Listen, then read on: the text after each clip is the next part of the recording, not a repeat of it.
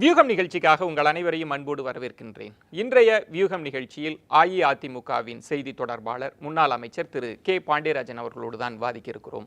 அணிகள் இணைப்பு, டிடிவி தினகரன் அவர்கள் கொடுத்திருக்கக்கூடிய கெடு, பாஜக குடியரசுத் தலைவர் தேர்தலில் அவர்களுக்கு கொடுத்திருக்கக்கூடிய அஇஅதிமுகவின் அத்தனை அணிகளின் ஆதரவு அப்படின்னு பல தரப்பட்ட தமிழக அரசியல் சூழல் குறித்து விவாதிக்க இருக்கிறோம். வாருங்கள் நேயர்களே. வணக்கம். நிறைய விஷயங்கள் பேசுறதுக்கு முன்னாடி திரு பாண்டியராஜன், ஓபிஎஸ்க்கு அந்த அணிக்கு ஆதரவு கொடுத்த முதல் அமைச்சர் நீங்கள் தான். அன்றிலிருந்து இன்று வரைக்கும் முன்னாள் அமைச்சராகவே இருக்கிறீங்க. அரசியல் ரீதியாக ஒரு தப்பு கணக்கு போட்டுட்டீங்க அப்படின்னு சொல்லலாமா? இல்லை, அப்படிலாம் இல்லை. என்னை பொறுத்த வரைக்கும் புரட்சி தலைவி அம்மா அவர்கள், நான் அவங்கள நேரில் பார்த்து இணைந்தது ஜூன் 2013 12ஆம் தேதி. அன்றிலிருந்து இன்று வரை இந்த 4 வருடங்கள் மனதாலும் எண்ணத்தினாலும் முழுமையாக அனைத்து இந்திய அண்ணா திராவிட முன்னேற்ற கழகத்தில் இருக்கேன். என்னுடைய அரசியல் வாழ்வு எடுத்துக்கிட்டிங்கன்னா அந்த 3 வருடங்கள், அதாவது எலெக்ஷனுக்கு முன்னால் 3 வருஷம், அதற்கு பின்னால் 1 வருடம் பிரிக்கலாம். அந்த 3 வருடங்கள் புரட்சி தலைவி அம்மா அவர்கள் எனக்கு அளித்த வாய்ப்புகள், குறிப்பாக செய்தி தொடர்பாளராக கட்சியில் அஃபிஷியலாக சேரலைன்னா கூட அந்த அளவுக்கு அம்மா அவர்கள் எனக்கு வாய்ப்புகள் தந்தாங்க. ஒரு தேர்ந்த சிற்பியை போல் தட்டி தட்டி செதுக்கி இதை சரியாக செய்கிறீங்க, இதை சரியாக செய்யலை, அந்த மாதிரி ஃபீட்பேக் கொடுத்து ஒரு கோச் போல் என்னை வளர்த்தெடுத்தாங்க. அது மறக்க முடியாத விஷயம். அதே போல் தேர்தலில் நிற்கிற வாய்ப்பு வந்தவுடன் ஆவடியில் எனக்கு வாய்ப்பு கொடுத்தாங்க. வெகு விரைவாக 3 மாதத்துக்குள் அமைச்சராக இருக்கிறதுக்கு வாய்ப்பு கொடுத்தாங்க. 4 துறைகள் தந்தாங்க. பள்ளிக்கல்வித்துறை மட்டும் இல்லாமல் ஜிஎஸ்டி கவுன்சில், அதாவது ஜிஎஸ்டியை வடிவமைக்கக்கூடிய ஒரு உன்னதமான வாய்ப்பு கொடுத்தாங்க. அது போக இளைஞர் நலன், ஸ்போர்ட்ஸ், இது மாதிரி கொடுத்துருந்தாங்க. மியூசியம்ஸ் அண்ட் ஆர்கியாலஜி, அது எல்லாமே. அதற்கு அப்பால் நான் இது ஆகஸ்ட் 30 நடந்தது. அந்த ஸ்வேரிங்கன்னு உங்கள் எல்லாருக்குமே நல்ல நினைவு இருக்கும்னு நினைக்கிறேன். அரை மணி நேரம் அம்மா ஒரு மனிதனுக்காக, ஒரு இண்டக்ஷனுக்காக இது பண்ணாங்க. அமைச்சர் பதவி தான் அதை அவசரப்பட்டு இல்லை, எனக்கு அந்த எண்ணமே இல்லைங்க. என்னை பொறுத்த வரைக்கும் ஆகஸ்ட் 30 நிகழ்ந்தது. அடுத்த 6 மாதம் நான் அமைச்சராக இருந்தேன். அந்த பிப்ரவரி 7 அன்று அண்ணன் ஓபிஎஸ் அவர்கள் அமைதி புரட்சியை நிகழ்த்திய அந்த நாள் எனக்குள்ள பெரிய தாக்கத்தை உருவாக்குச்சு. அடுத்து 2 நாட்களில் நான் அண்ணனை பார்த்து சேர்ந்துட்டேன். அவங்க யாரையுமே அழைக்கலை. உங்களுக்கு தெரிஞ்சிருக்கும், அந்த டயத்தில் என்ன நாங்கள் போய் சேர்றேன்றது 5 நிமிஷம் முன்னால் வரைக்கும் அவருக்கு தெரியாது. அங்கே போய் அவங்க வீட்டில் போய் இணைஞ்சப்போ. அதனால் இது ஒரு உந்துதல் எனக்குள்ளே இருந்தது. இதுதான் சரி என்று என்னுடைய ஆழ்மனம் சொல்லியது. அதில் எந்த மாற்று கருத்தும் கிடையாது. குறிப்பாக அண்ணன் அவர்கள் எடுத்து வைத்த கொள்கை நிலைப்பாடுகள், அவங்க ஒரு குடும்பத்தின் பிடியில் கட்சியும் ஆட்சியும் செல்லக்கூடாது என்ற விஷயம், அவருடைய ஏர்னஸ்ட்னஸ், அவர் ரொம்ப ஆனஸ்டா ஹி ஸ்டேட்டட்னு நினைக்கிறேன். அவங்க ஆழ்மனம் சொல்வதை தாண்டி ஒரு அரசியல் கணக்கு அப்படின்னு ஒன்று இருக்கு. அதான் அது கணக்குகள். எனக்கு அமைச்சர் பதவியிலிருந்து வரீங்க, எம்எல்ஏவா ஆதரவு கொடுப்பது என்பது வேறு, அமைச்சர் பதவியை விட்டுட்டு வர்றதுன்றது முழுமையா நம்பினது. பலரும் அண்ணனை ஃபாலோ பண்ணி வருவாங்கன்றதை நான் ஆழ்மனசில் நம்பினேன். அந்த வாட்டி ஒரு 12 பேர் மட்டும் ஃபாலோ பண்ணுவாங்கன்னு நான் நினைக்கல. என்னை பொறுத்த வரைக்கும் நான் அங்கே தங்கி இருந்தப்பவும் கூட பலரும் அண்ணன் உடன் சென்று இணைய வேண்டும் என்ற எண்ணத்தில் இருந்தார்கள் நம்புகிறேன். இன்றைக்கி கூட அந்த அணியில் ஒரு 40 எம்எல்ஏக்களாவது அண்ணன் தலைமைக்கு வந்தால் நல்லா இருக்கும்னு நம்புறவங்க இருக்காங்க நான் நினைக்கிறேன், என்னை பொறுத்த வரைக்கும். ஸோ அதனால் இது இப்படித்தான் ஆகும் என்று நினைத்து கொண்டு ஒரு வியூகத்தை வகுத்து கொண்டு நாம் போல. நீங்கள் எதிர்பார்த்தது பெரிய அளவில் எம்எல்ஏக்களின் ஆதரவு இருக்கும் என்பதற்கு ஒரு முட்டுக்கட்டையாக சசிகலா அவர்கள் தினகரனினுடைய அரசியல் நகர்வு இருந்தது. அந்த அரசியல் நகர்வு அவங்க விடுத்த பல நிலைப்பாடுகள் என்ன பார்த்தீங்கன்னா, அரசு கவிழ்ந்துரும் இவங்க கூட போனீங்கன்னா அப்படின்ற ஒரு கருத்து. பலரும் அரசு நிலையாக இருக்கணுன்ற நம்பிக்கையோடு இருந்தாங்க. எம்எல்ஏக்கள் அங்கே அவங்களுக்கு கொடுக்கப்பட்ட இன்டியூஸ்மெண்ட்ஸ், அவங்களுக்கு விடப்பட்ட த்ரெட்ஸ், இதெல்லாமே ஒரு பங்கு வகித்துன்னு நினைக்கிறேன். அதனால் அவங்க அந்த டயத்தில் வரலை. அதுவும் கவர்னருடைய நிலைப்பாடுகள், அந்த ஸ்பீக்கருடைய நிலைப்பாடுகள், சீக்ரெட் பேலட் வைக்காதது, இது மாதிரி பல விஷயங்கள் சேர்ந்து அந்த 12 எம்எல்ஏக்களோட நின்றுட்டாங்க. அந்த டயத்தில் எம்எல்ஏ எம்பிக்கள் அரசியல் வியூகம் வகுத்ததில் அந்த அணி வெற்றி பெற்றுட்டது. இல்ல அது பொலிட்டிக்கல் கேம், தர்ம யுத்தமா வியூகம் அரசியல் யுத்தமானா அரசியல் யுத்தத்தில் அவங்க வெற்றி பெற்றாங்க. அதான் அது தர்மம் அப்படின்ற ஒரு கணக்குப்படி பார்த்தீங்கன்னா அது வெற்றியா இருக்கு, அது தோல்வியா இருக்கும். அது வந்து அரசியல் வியூகம் படி கரெக்ட் தான். நீங்க சொன்னது வந்து அந்த நேரத்துல வந்து நம்பிக்கை வாக்கெடுப்புல அவங்க வெற்றி பெற்றார்கள். அதற்கப்புறம் வந்து வெகு விரைவில் ஆர்கே நகர் வந்துருச்சு, உங்களுக்கு தெரியும். அப்போ எங்களுக்கு எந்த அந்த அந்த ஆர்கே நகருக்கும் அந்த நாளுக்கும் இடைப்பட்ட ஒரு ஒரு மாதத்துல பார்த்தீங்கன்னா டெய்லி வந்து ஒரு குறைஞ்சது 2000 பேர் 3000 பேர் வந்து இணைஞ்சிக்கிட்டு இருந்தாங்க. ஓபிஎஸ் அண்ணனை பார்த்து ஆதரவு கொடுத்தாங்க. இது வந்து கட்சிக்குள்ள இருந்து மட்டும் இல்லை, கட்சிக்கு வெளியே இருந்து 2 லட்சம் பேர் சேர்ந்தாங்க. அந்த ஒரு மாதத்துல பார்த்தீங்கன்னா நானே வந்து ஒரு 1,00,000 பேர் அந்த கட்சியில் கொண்டு வந்து சேர்க்குற அளவுக்கு அவ்வளோ பேர் இயற்கையாக வந்து சேர்ந்த அற்புதம் நிகழ்ந்தது. பல ஊடகங்களில் நீங்கள் சொன்ன மாதிரி அந்த டயத்தில் அப்ரூவல் ரேட்டிங் ஓபிஎஸ் அவர்களுடைய மக்கள் ஆதரவு மிகப்பெரிய அளவில் பெருகி வந்தது. அந்த ஆனா டயத்தில் அந்த ஆதரவை ஒரு எமோஷனலான மூவா நீங்க பார்க்கலையா? Emotional, very emotional. அந்த இது அந்த வந்து அந்த எமோஷனல் என்பது கன்சிஸ்டன்ட்டா நீண்ட நாள் இலக்கிற்கு கொண்டு போக முடியுமான்ற கேள்வி இருக்குமா இருந்தது. என்னவான்ற கேள்விகள் வந்து அந்த அந்த நிகழ்வை டயத்தில் பார்த்து சோசியல் மீடியாவுல வந்த விமர்சனங்கள், பாராட்டுகளை பார்த்து திரு பாண்டியராஜன் அவர்களும் தவறான இல்ல காய் நான் நகர்த்தல் சேர்ந்துட்டேன். செஞ்சுட்டார். அந்த டயத்துல அவரை சேர்ந்துட்டேன். அப்போ வந்து இது எதுவுமே இன்ஃப்ளூயன்ஸ் கிடையாது. எனக்கு அந்த 2 நாள்ல வந்து 5ஆம் தேதிக்கும் 7ஆம் தேதிக்கும் நான் சேர்ந்த 10ஆம் தேதிக்கு இடையில இருக்கிற அந்த 2 நாட்கள்ல என்னோட பிக் இன்ஃப்ளூயன்ஸ் வந்து பப்ளிக் என்ன சொன்னாங்கன்றது. அது வந்து பெரிய அளவுல வந்து என்ன தாக்கம் உருவாக்குச்சு. ஏன்னா அப்ப கட்சியுடைய முகமா இருந்தேன் நான். அநேகமா ஒரு நாளைக்கு 5 சேனல் போயிட்டு இருந்தேன். அந்த டயத்துல பார்த்தீங்கன்னா அந்த அளவுக்கு வந்து கட்சியுடைய முகமாக இருந்த ஒரு மனிதன். எனக்கு அவங்க பொதுமக்கள்கிட்ட இருந்து வந்த ஒரு கேள்விகள், குறிப்பா ஆவடியில என் தொகுதியிலிருந்து வந்த கேள்வி கணைகள், அதெல்லாம் வந்து நேரடியா எனக்கு அவங்க யாருன்னு தெரியும், அவங்க சொன்னவங்க யாருன்னு சொன்னா தெரியும். இத்தனை வருஷமா என் கூடயே இருந்தவங்க, என்னுடைய நல்ல சுகதுக்கங்கள்ல பங்கு பெற்றவர்கள், அவங்களாம் கூட சொன்னாங்க, "அங்க இருக்காதீங்க, ஓபிஎஸ் வந்து சரியான நிலைப்பாடு எடுத்திருக்கிறாரு, கூட நில்லுங்க, கூட நில்லுங்க" அப்படின்னு வந்த இது எனக்கு மட்டும் இல்ல, வந்த எம்எல்ஏக்கள் அனைவருக்கும், வராத எம்எல்ஏக்களும் கூட அந்த ப்ரெஷர் இருந்ததுன்னு எனக்கு தெரியும். என்னை பொறுத்த வரைக்கும் நான் அங்க அதை தாண்டி அண்ணனை பார்த்து சேர்ந்ததுல எனக்கு எந்த மன வருத்தமும் கிடையாது. ஆனால் ஒரு எதிர்பார்ப்பு இருந்தது. அந்த அணியில் இதைவிட பலம் பொருந்திய அமைச்சராக நீங்க இருக்கலான்ற எதிர்பார்ப்பு உங்களுக்கு இருந்ததோ? இல்லைங்க. அதற்கு மக்கள் ஆதரவுன்ற கேடயத்தை பயன்படுத்திக்கிட்டீங்களா? இல்ல வச்சா அந்த மாதிரிலாம் எண்ணமே எனக்கு கிடையாது. எனக்கு வந்து அவங்க டீம்ல வந்து எனக்கு என்னோட அமைச்சர் பதவி அம்மா கொடுத்த அந்த 4 பொறுப்புகளும் ஃபேர்மாவே இருந்தது. உங்களுக்கு தெரியும், புதிதாக அமைச்சரவைக்குள்ள வந்த ஒருத்தனுக்கு 20வது இடம் கொடுத்தாங்க. 32 அமைச்சர்கள் அங்க இருந்து வந்து 11 அமைச்சர்களுக்கு மேல எனக்கு அம்மா இடம் கொடுத்திருந்தாங்க. அதனால அதே இதை அவங்க ரீட்டைன் பண்றதுக்கு கமிட் பண்ணியிருந்தாங்க. எந்த ஒரு மாற்றமும் எனக்கு அங்கே இருக்கல. அதனால இங்க போனா இதோட அதிகமான இடம் கிடைச்சிரும்ன்ற மாதிரி எண்ணங்களோ எதுவுமே எனக்கு கிடையாது. என்னை பொறுத்த வரைக்கும் இது சரின்னு பட்டது, போய் சேர்ந்தாச்சு. அதற்கப்பால வந்து 12 பேருக்கு மேல வரல அப்படின்றது ஒரு ஏமாற்றம் தான். ஏன்னா எனக்கு தெரியும் அங்கே உள்ள அவ்வளோ பேர் பாசிட்டிவாக பேசிட்டு இருக்காங்க. நான் இங்கே வந்தது வந்து 12 பேரோட நின்று போச்சு. அது ஒரு ஷாக் தான். ஆனால் ஒரு நம்பிக்கை என்ன வந்தது அடுத்த ஒரு மாதத்துலன்னா, இந்த தர்ம யுத்தம் அவங்க அறிவிச்சு அந்த ஒரு மாதத்தில் அவ்வளவு பப்ளிக் சப்போர்ட் வந்து எங்களுக்கு கிடைச்சிட்டு இருந்தது. தொண்டர்கள் பலரும் வந்து சேர்ந்தாங்க. அப்படிங்கிறப்போ ஆர்கே நகரும் அந்த டயத்தில் வசமாக எங்களுக்கு கிடைச்சது. ஆர்கே நகரில் மக்கள் ஆதரவை நம்ம ப்ரூவ் பண்ண முடியுன்ற நம்பிக்கையோட மிக மிக கடினமாக உழைத்தோம். நாங்கள் முழு டீமும் 142 எக்ஸ்எம்எல்ஏக்கள் இருக்காங்க, 18 எக்ஸ்எம்பிக்கள் இருக்கிறாங்க, 12 எக்ஸ் மினிஸ்டர்ஸ் இருக்காங்க. இந்த டீமில் வந்து சேர்ந்தவங்க பல பேர் முன்னாள் மாவட்ட செயலாளர்களாக இருந்தவர்கள் வந்து சேர்ந்தாங்க.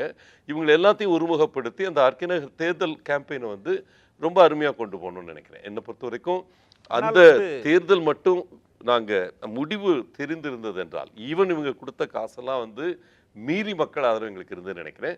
அது அன்பார்ச்சுனேட்லி அது தள்ளி வைக்கப்பட்டது. திரு தினகரன் அவர்களின் வெற்றியை தடுப்பதற்குத்தான் தேர்தல் ஒத்தி வைக்கப்பட்டதுன்ற ஒரு பார்வையை அவங்க அணியினர் இல்லை, அவங்க அணியினர் சொல்லலாம். ஆனால் மக்கள் அது ஒருத்தர் ஏற்றுக்க மாட்டாங்க. எங்களுக்கு தெரியும், ஈவன் அந்த பணம் கொடுத்து 2 பேருமே டிஎம்கேயும் சசிகலா அணி இருவருமே பணம் கொடுத்ததுக்கு அப்புறம் கூட அடுத்து ஒரு நாள் கேப் இருந்தது. எங்களுக்கு தெரியும் கடைசி நாள் 12ஆம் தேதி அந்த ப்ரொசஷன்லாம் நாங்கள் அரேஞ்ச் பண்ணிவிட்டு, நான் 50,000 பேர் அன்றைக்கி நின்று இறுதி ஊர்வலம் நாங்கள் மட்டும்தான் பிளான் பண்ணோம். அன்றைக்கி வந்து டிஎம்கே பண்ணலை, அவங்க அம்மா அணி பண்ணலை.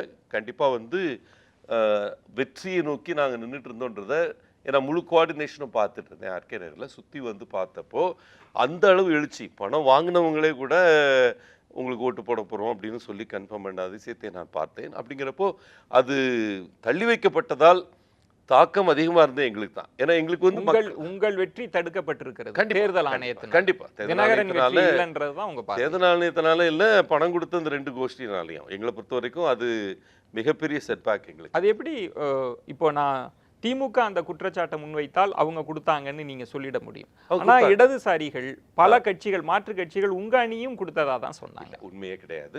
அவங்க ஏன் உங்க அணியை பத்தி சொல்லணும்? யாரு? இந்திய கம்யூனிஸ்டா இருக்கலாம், மார்க்சிஸ்ட் கம்யூனிஸ்டா இருக்கலாம், பலரும் சொன்னது வந்து ஓபிஎஸ் அணியினரும் பணம் கொடுத்ததா தான் குற்றச்சாட்டா. மனச்சாட்சி உள்ள எந்த ஊடகவியலாளரும் அது சொல்லல. அரெஸ்ட் பண்ண 35 பேர்ல 31 பேர் துப்பி போட்டு அரெஸ்ட் பண்ணப்பட்டார்கள்.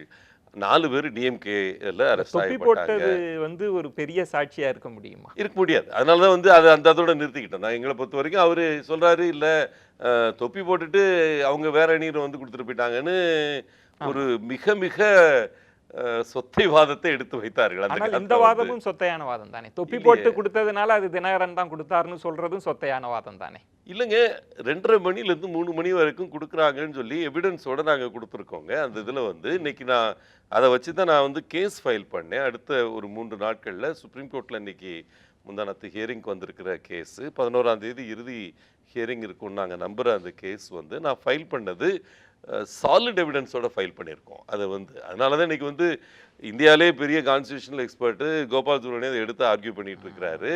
அந்த கேஸுக்காக அட்டார்னி ஜெனரல் நேரம் வந்து அப்பியர் பண்ண சொல்லியிருக்கிறாங்க. சாலிசிட்டர் ஜெனரல் அப்பியர் பண்ண போறாரு 11ஆம் தேதிக்கு. நீதிமன்ற தீர்ப்பு எப்படி இருக்கும்ன்றத நம்ம சொல்ல முடியும் இல்ல, எப்படி இருக்கும்ன்றத பார்த்த பிறகு அதை பத்தி நிறைய பேசலாம். ஆனா அதை தாண்டி ஆர்கே நகர் இடைத்தேர்தலையும் தாண்டி உங்கள் அணியினரினுடைய தர்ம யுத்தம் பற்றி எங்களை பொறுத்த வரைக்கும் தர்ம யுத்தத்துல 4 விதமான போர்கள் நாங்க பண்ணோங்க. ஒண்ணு அரசியல் நிர்ணய சாசன போர் எலெக்ஷன் கமிஷன்ல, 2வது சட்டமன்ற போர், பாராளுமன்ற போர், அதே போல 4வது மக்கள் மன்றத்தில் போர். அந்த மக்கள் மன்றத்தில் போர் 4 இலக்குகள் 4 கட்ட போர்களையும் நான் பிரிச்சு பார்க்கிறேன். தேர்தல் ஆணையம் என்ன முடிவெடுக்க போகிறதுன்ற ஒரு பெரிய கேள்வி இருக்கிறது. அது யாருக்கு சாதகமாக இருக்க போகுதுன்னு. அடுத்து ஊழலற்ற நேர்மையான ஆட்சி என்பது அடுத்த சட்டமன்ற தேர்தல் வந்த பிறகுதான் சாத்தியப்படும் உங்கள் அணியினரை பொறுத்த வரைக்கும், இல்லைங்களா? இல்லையே, எங்களை பொறுத்த வரைக்கும் எலெக்ஷன் கமிஷன் தீர்ப்பு வரட்டும், எனி டைம் வர முடியும். எலெக்ஷன் கமிஷன் தீர்ப்புக்கும் நீங்கள் ஊழலற்ற ஆட்சி அமைப்பதற்கு என்ன சம்பந்தம்? ஏன்னா எலெக்ஷன் கமிஷன்ல நாங்க எதிர்பார்க்கிற தீர்ப்பு என்னன்னா, பலரும் எதிர்பார்க்கிற தீர்ப்பு என்னன்னா, சசிகலா அவர்கள் பொதுச் செயலாளராக தேர்ந்தெடுக்கப்பட்டது செல்லாது என்று அறிவிக்க வேண்டும். அப்படி அறிவித்தார்கள் ஆட்டோமேட்டிக்கா டிடிவி தினகரன் அவர்கள் உறுப்பினராக சேர்த்ததே செல்லாது என்று அறிவிக்கப்படும். அப்படிங்கிறப்போ கட்சியின் நடவடிக்கைகளை கட்சியின் அவைத்தலைவரும் பொருளாளரும் தலைமை நிலை செயலாளரும் இணைந்து நடத்த வேண்டும் என்பது இயற்கையான கட்சி விவகாரம். ஆட்சி எப்படி? ஆட்சி கண்டிப்பா வந்து உங்களுக்கு எப்படி வரும்? உங்களுக்கு ஆட்சி உங்க கைக்கு கட்சி வேண்டுமானால் எங்க கைக்குன்னு நான் சொல்ல விரும்பல. இல்ல, அம்மாவுடைய நல்லாட்சி நடக்கிறதுக்கு ஓபிஎஸ் தலைமையில நடத்த போறீங்க. ஓபிஎஸ் தலைமையில தானே அந்த நல்ல ஊழலற்ற ஆட்சி வரப்போகிறது. தேர்தல் ஆணையம் எப்படி உங்களுக்கு ஆட்சியை உங்க கைக்கு கொடுக்கும்? தேர்தல் ஆணையம் இந்த ஊழலற்ற நேர்மையான ஆட்சியை தேர்தல் ஆணையத்தின் முடிவு எப்படி உங்க கைக்கு கொண்டு வந்து சேர்க்கும்? எப்படி வரும் என்றால், ஒண்ணு இப்ப இருக்கிற நிர்வாகிகளோ அமைச்சர்களோ கூட கட்சிக்கு கட்டுப்பட்டவங்க. ஓகே, கட்சிக்கு இருக்கிற அதிகாரங்கள், குறிப்பாக பொதுச் செயலாளருக்கு இருக்கிற அதிகாரங்கள் அளவற்றவை. அதிமுக கான்ஸ்டியூஷன் படி பார்த்தீங்கன்னா, ஸோ அந்த பொதுச் செயலாளர் அதிகாரங்களை இந்த மூவரும் வீல் பண்றாங்க அப்படின்னு சொன்னீங்கன்னா, அவர்களால் அந்த கட்சியின் ஆட்சி மீது மிகப்பெரிய தாக்கத்தை உருவாக்க முடியும்னு நினைக்கிறேன். இது நிகழ்ந்தாலே வருவாங்கன்னு நினைக்கிறேன். ஏன்னா அடுத்த கட்ட பொதுச் செயலாளர் தேர்தல் நடக்கிறதுக்கு முன்னால அதற்கு நடராஜன் அவர்களே சொன்னது திரும்பவும் சசிகலா அவர்களே நிற்பதற்கான வாய்ப்பு இருக்குன்னு. சோ மீண்டும் வந்து தேர்தல் ஆணையத்தின் முடிவு ஒரு குழப்பத்தை தான் கொண்டு வந்து சேர்க்கும். விஜய், எங்களுடைய நம்பிக்கை என்னன்னா, கட்சியுடைய தொண்டர்கள், அதாவது உறுப்பினர்கள் நம்ம வச்சிருக்கோம் இல்லையா, 1,63 லட்சம் உறுப்பினர்கள்ல 100க்கு 90 பேர் எங்கிட்ட இருக்காங்கன்னு நாங்கள் நம்புகிறோம். அட்லீஸ்ட் திருவள்ளூர் மாவட்டம் நான் பார்த்துக்கிட்டதை பொறுத்த வரைக்கும் அதை உண்மைன்னு எனக்கு ஆழமாக தெரியும். மற்ற மாவட்டங்களும் அந்த நிலைமை தான் இருக்குது. எங்களை பொறுத்த வரைக்கும் அது எங்களுடைய முதல் ஸ்ட்ரென்த், முதல் வலிமை. 2வது வலிமை எங்களுக்கு நாங்கள் இருக்குது என்னென்னா, பப்ளிக் சப்போர்ட். இன்னைக்கு வந்து பல ஊடகங்கள்லையும் இது வந்திருக்கு, சர்வேக்கள் எடுக்கப்பட்டிருக்கின்றன. இன்னைக்கு வந்து நாங்கள் ஈஸி ரெக்கக்னைஸ் பண்ணபடி 2 பிரிவுகளாக 2 அணிகளாக நாங்கள் போட்டியிட்டோம் என்றால், அவங்கள விட 8 மடங்கு பப்ளிக் சப்போர்ட் எங்களுக்கு அதிகமா இருக்கு. கன்சிஸ்டன்டா வர ரிப்போர்ட் கருத்து சொல்லிட்டு இருக்கு. கணிப்பை நம்பி ஒரு தேர்ந்த அரசியல்வாதியான திரு பாண்டியராஜன் அவர்கள் இப்படிப்பட்ட பதில் சொல்லலாம். கருத்து கணிப்புகள் ஒரு கட்சியினுடைய முடிவை, எதிர்காலத்தை அது நிர்ணயம் மட்டும் இல்ல, செய்யுமா? இங்க பாருங்க, பல ஊடகங்கள் விலைக்கு வாங்கப்பட்டிருக்கின்றன இந்த 4 மாத கட்டத்துல. அப்படி இருந்தும் நாங்களே இது வந்து மற்றவங்க கருத்து கணிப்பு மட்டும் வச்சு நாங்க சொல்லல. 12 பொது மேடைகள் நாங்க உருவாக்கி இருக்கிறோம். ஒர்க்கர்ஸ் மீட்டிங் போட்டிருக்கிறோம் 12 இடங்கள்ல. நாளைக்கு ராமநாதபுரத்தில் நடக்க போகுது. ஒவ்வொன்றுலையும் எழுச்சி மிகுந்த ஒரு ரெஸ்பான்ஸ் எங்களுக்கு கிடைக்குது. நேரடியா நாங்க பார்க்குறோம். 2வது சாலிட் டேட்டா பேஸ் கிரியேட் பண்ணியிருக்கோம். இப்போ கிளை செயலாளர்கள் நாங்கள் 1,10,000 பேர் கட்சியில் இருக்கிறாங்கன்னா அதில் எத்தனை பேர் எங்கிட்ட இருக்கிறாங்க, எத்தனை பேர் எங்கிட்ட இல்லை, எத்தனை பேர் நியூட்ரலாக இருக்கிறாங்கன்ற கிளியர் டேட்டா பேஸ் உருவாக்கி இருக்கிறோம். ஐடி செல் உங்களுக்கு தெரியும், முழுமையா எங்க கூட வந்திருந்தது. கருத்து கணிப்பில் ஓபிஎஸ் அவர்கள் தான் முன்னிலை வைக்கிறாருன்னு நீங்கள் தான் பப்ளிக் சப்போர்ட். ஆனால் இடைப்பட்ட காலத்துல சொல்லல, இன்னைக்கு இருக்கிற சேனல் நியூஸ் 7 தவிர மற்ற எல்லா சேனலும் சொல்லுது. இல்ல இல்ல இல்ல இல்ல இடைப்பட்ட நியூஸ் 7க்கு இன்னொரு பார்வை இருக்கலாம். இல்ல இருக்கலாம்.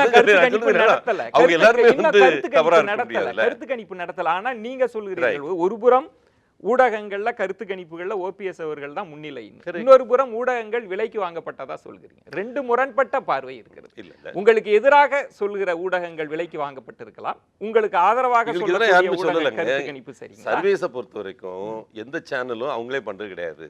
அவங்க வந்து ப்ரொஃபஷனல் ஏஜென்சிஸ் வச்சு தான் பண்ணிட்டு இருக்காங்க.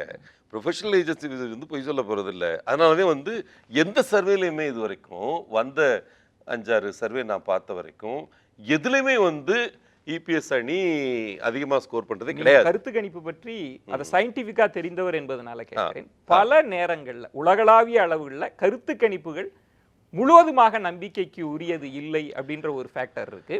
ரஜினி வருகைக்கு பிறகு கருத்து கணிப்புகள் எப்படி மாறியது என்பதையும் திரு பாண்டியராஜன் அப்படி மாறியதுக்கு அப்புறம் கூட 23% versus 4%. அதான் வந்து இதுல எங்களுக்கு நாங்க அதிசயிக்கப்பட்ட ஒரு விஷயம். ஒரு இமாலய வெற்றி பெற்ற ஒரு நடிகர், மக்கள் மனதில் இடம்பெற்றிருக்கிற, ஆழமான இடம்பெற்றிருக்கிற ரஜினிகாந்த் போன்ற ஒருவர் 20% ஸ்கோர் பண்றாரு அப்ரூவல் ரேட்டிங்ல.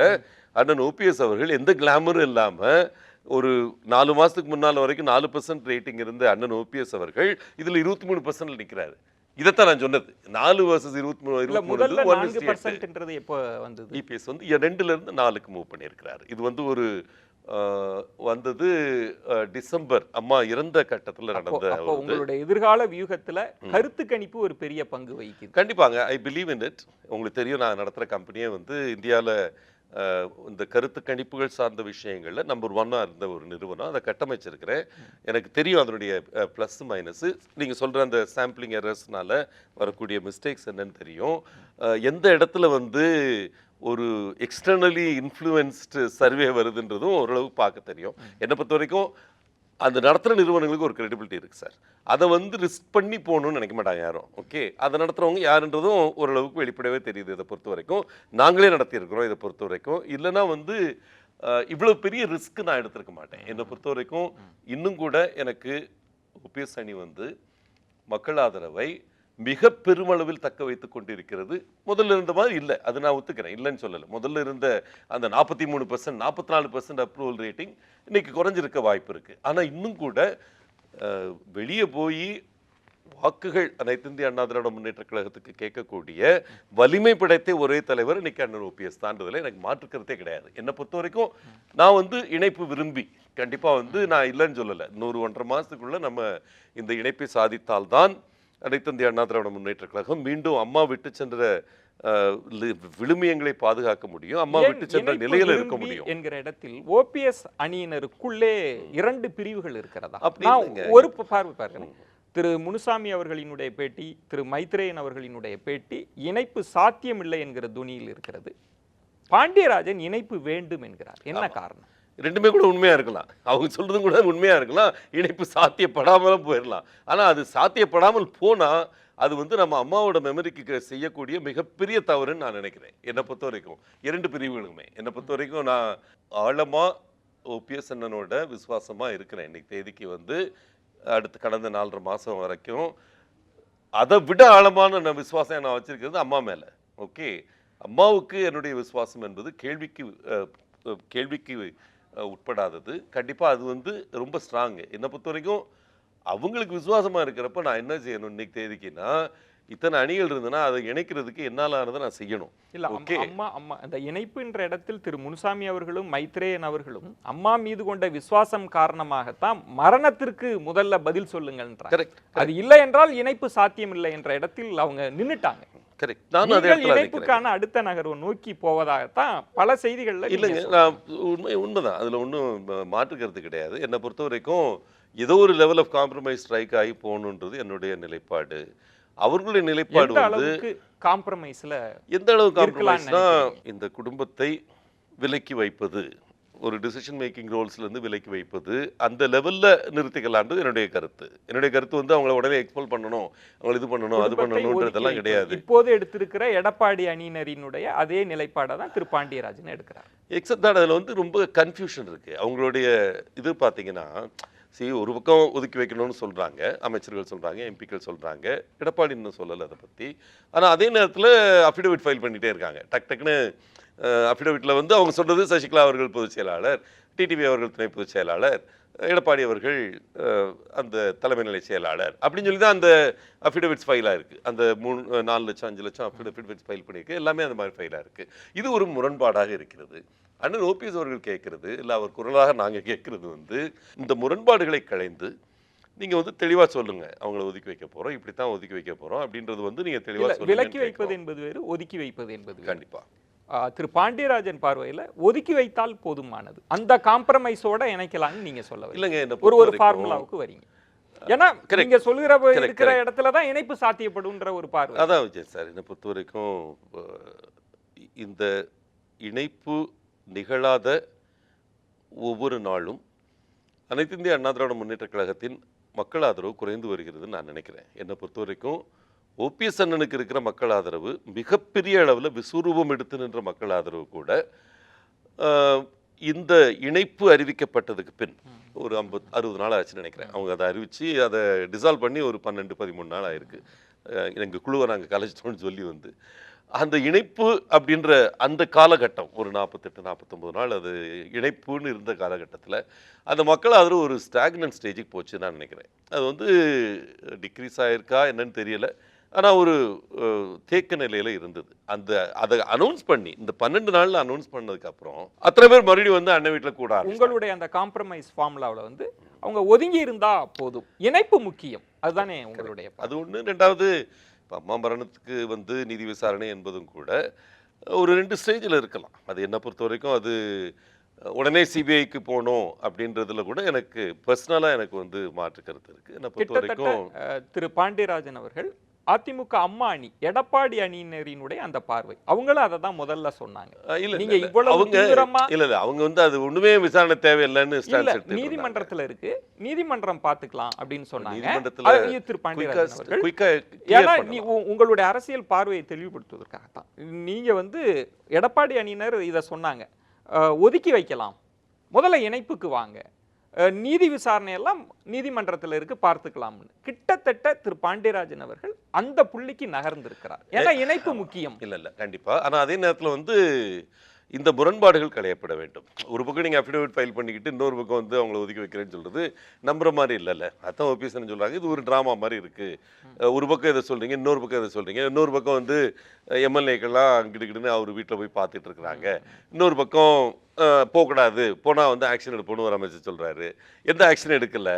ஓகே, இது ஒரு முரண்பாடுகளின் மொத்த உருவமாக இந்த ப்ரொபோசல் வர்றதோ ஆக்ஷன் வர்றதோ இருந்துகிட்டு இருக்கு. முரண்பாடுகள் களையப்பட்டு இந்த மாதிரி ஒரு ஒர்க்கபிள் காம்ப்ரமைஸ் ஒர்க் அவுட் பண்றது வந்து காலத்தின் கட்டாயம் நினைக்கிறேன். என்னை பொறுத்தவரை இணைப்புக்கு ஒரு சமரசம் தேவைன்ற ஒரு புள்ளியில் ஒரு நீண்ட கால பார்வையாக அதிமுகவின் நீண்ட நாள் ஒரு ஒரு ஒரு பலன், அதுக்கான விஷயத்திற்காக ஒரு காம்ப்ரமைசிங் ஃபார்முலாவை நீங்க முன்வைக்கிறீங்க. இது பற்றியெல்லாம் இல்லாம ஒரு வெறுப்பில் திரு முனுசாமி அவர்களும் மைத்ரேயன் அவர்களும் பேசுறாங்க. அப்படி சொல்ல முடியாது. ஏன்னா நான் பார்க்கிறேன், இணைப்பு குறித்து பேசப்படுகிற போதெல்லாம் திரு பாண்டியராஜன் அவர்களின் பெயர் அடிபடுகிறது, அதற்கான நகர்வு செய்கிறார். ஆனால் இணைப்பே கூடாது என்கிற விஷயத்தில் திரு முனுசாமி மைத்ரேயன் அவர்கள் இருக்கிறாங்க. அப்போ உங்க ஓபிஎஸ் அணிக்குள்ளேயே 2 அணிகள் உடைஞ்சு இல்லைங்க. அந்த மாதிரிலாம் இல்லைங்க. என்னை பொறுத்த வரைக்கும் எங்க எல்லாருமே இங்க வந்தது ரொம்ப ஆழமா எங்களுக்கு அந்த நம்பிக்கை இருந்தது. பெரிய வெறுப்பு இருக்குது அந்த குடும்பத்தின் பேரில். அந்த குடும்பம் கட்சிக்குள்ளே ஆப்ரேட்டிங் லெவலில் டிரைவ் பண்ணிக்கிட்டு இருக்கிற வரைக்கும் மக்கள் ஆதரவை நாங்கள் முழுமையாக இழந்து விடுவோம் என்று ஒரு எண்ணம் எல்லார் மத்தியில் இருந்தது. ஆனால் வந்த எல்லாரும் எனக்கு அந்த இடம் தான், ஏன்னா உங்கள் அணிக்குள்ளே அந்த கிளாரிட்டி, திரு ஓபிஎஸ் அவர்களுக்கே அந்த தெளிவு வேண்டும் என்பதற்காக கேட்கிறேன். முனுசாமி அவர்களோ மைத்ரேயன் அவர்களோ அந்த நிலைப்பாட்டிற்குள்ளேயே இல்லை. முனுசாமி அவர்களினுடைய ஒவ்வொரு பேட்டியும் பாண்டியராஜன் கருத்துக்கு எதிராகவே இருக்கு. திரு பாண்டியராஜன் இல்லை இங்கே பாருங்க, அண்ணன் ஓபிஎஸ் அவர்கள் எங்கள் தலைவர், அதில் எந்த மாற்று கருத்தும் கிடையாது. எங்களை பொறுத்த வரைக்கும் நாங்கள் அது முனுசாமி அண்ணா இருந்தாலும் சரி, நத்தமண்ணா சரி, மைத்ரேயனா இருந்தாலும் சரி, மற்ற மனோஜா இருந்தாலும் சரி, எல்லாரும் செம்மலை அண்ணா இருந்தாலும் எல்லாருக்கும் ஒரு காமன் டினாமினேட்டர். நாங்கள் எல்லாருக்கும் அண்ணன் கூப்பிட்டு வரல. இங்கே வந்தது ஒரு தன்மான உணர்வு, சுயமரியாதை உணர்வு, ஏதோ ஒரு வகையில் நம்ம இதை மாற்றணும் அப்படின்ற உணர்வு, அம்மாவுக்கு மேலே இருந்த ஆழமான விசுவாசம், எந்த விதமான பணமோ தங்கமோ கொடுத்து எங்களை வாங்க முடியாத ஒரு நிலை, இது எல்லாமே காமன் நான் நினைக்கிறேன் எங்கே சேர்ந்த எல்லாருக்கும். அதே நேரத்தில் ஷேட் ஆஃப் ஒப்பீனியன் டிஃப்ரென்சஸ் இருக்கத்தான் செய்யும். அவங்க இப்போ இல்லை பரவாயில்ல, நம்ம இந்த அரசாங்கம் எப்படியும் விழுந்துரும், அந்த நம்பிக்கை பலருக்கு இருக்கு. எங்க டீம்லயே பலருக்கும் இணைப்பு வேண்டாம் என்பவர்கள் ஆட்சி கவிழும்ன்ற பார்வையை கொண்டிருக்கிறாங்க. வேண்டாம் என்று அவங்களும் சொல்லலைங்க. அவங்க இணைப்பு வேண்டாம், ஆனால் ரெண்டு பார்வை இருக்கு. நீங்க இணைப்பு சாத்தியம் என்றால் ஒரு சமரசம் அந்த புள்ளியில தான் தொடங்க முடியும்ன்ற யதார்த்த தளத்திலிருந்து பேசுறீங்க. அப்ப இணைப்பு வேண்டாம் என்று சொல்பவர்களுக்கு தேர்தல் தான் இலக்கா இருக்கு. இந்த ஆட்சி கவிழ்ந்துரும், தேர்தல் வரட்டும் பார்த்துக்கலாம். நான் இங்க பாருங்க, எங்க டீம்லயே தேர்தல் நம்ம ஃபோர்ஸ் பண்ணணும்னு சொல்றேன். நான் என்ன சொல்றேன்னா, ஒரு பொது தேர்தல் வந்துடக்கூடாது. என்னை பொறுத்த வரைக்கும் ஏற்கனவே பல மீடியாக்களில் பதிவு பண்ணியிருக்கேன். எங்கள் 12 பேர்லேயே ஒருத்தர் நாங்கள் ரிசைன் பண்ணுறதுக்கு ரெடியாக இருக்கோம். அர்க்கனர் ஒரு வேளை வரல வேகமானா நம்ம ஒரு எலெக்ஷனை ஃபோர்ஸ் பண்ணுவோம். பப்ளிக் சப்போர்ட் நமக்கு இருக்குன்றத சர்வேக்களுக்கு மேலே ஆக்சுவலாக நம்ம ப்ரூவ் பண்ணி காட்டுவோன்றது என்னுடைய கருத்து. என்னுடைய கருத்து என்னன்னாங்க, எப்படி புரட்சித் தலைவர் மறைந்ததுக்கு பேர் 2 அணிகளாக பிரிந்தப்போ ஒரு எலெக்ஷன் வந்தது. அதில் ஒரு அணி அடி வாங்குச்சு, இன்னொரு அணி 27 மடங்கு பெட்டர் பெர்ஃபார்மன்ஸ் காட்டுச்சு. அப்படிங்கிறப்போ கட்சி ஒன்றிணைந்தது. அதுக்கு அடுத்த ஒரு வருஷத்துக்குள்ள அந்த தேர்தல் முடிவு அணிகளை இணைச்சிரும்னு நினைக்கிறீங்க? கண்டிப்பா இணைச்சது இதுக்கு முன்னால. ஏன்னா இப்ப என்ன பெரிய டிஃபரன்ஸ் ஆஃப் ஒப்பீனியன்னா, இப்ப நாங்க நினைக்கிறோம் 90% தொண்டர்கள், நாங்க நம்புறோம் 90% தொண்டர்கள் எங்கிட்ட இருக்காங்க, பப்ளிக் சப்போர்ட் முழுமையா எங்களுக்கு இருக்கு நாங்க நம்புறோம்.